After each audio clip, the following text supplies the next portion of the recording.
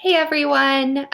We are going to go back to our writing project that we did last week. So last week you all had to write a story about a bug adventure.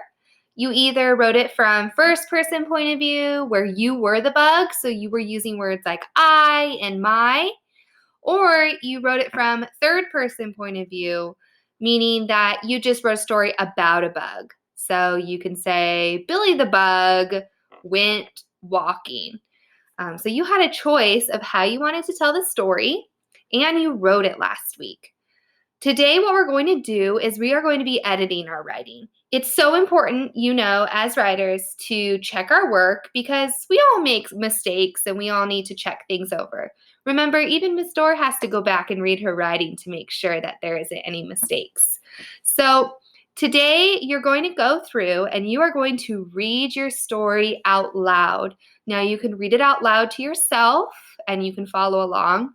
Or you can sit with a brother or sister or a family member, your mom or dad, and read your writing together. Now, remember, you can have their help, but I would like you to try to do it on your own because that's what helps our brains grow big and strong.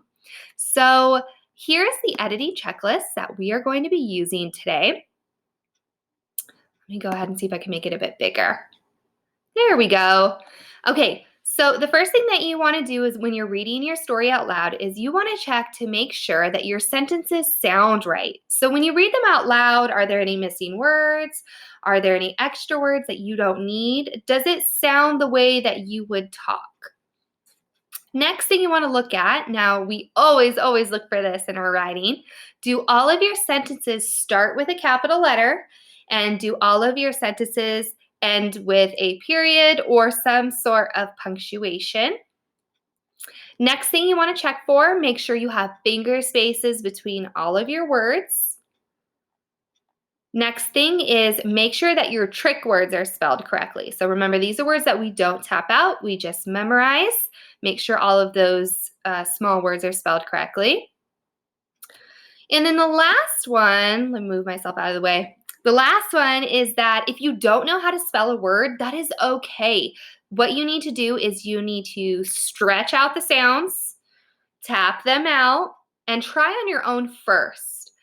It's probably not the best if someone tells you how to spell every single word first, because then that's not helping us with our spelling. So maybe try it on your own first before you go and ask an adult.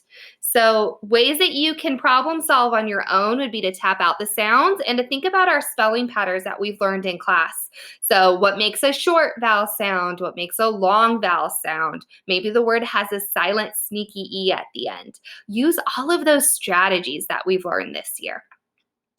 All right, and then lastly, please make sure that your story has a topic sentence or a beginning sentence introducing the character. Make sure it has a beginning, a middle, and an end. So 3 things that your bug did that day. And then make sure you have a closing sentence saying whether the bug maybe had a good adventure or a not so good adventure. All right, I will talk to you guys tomorrow about our next step in writing. Bye.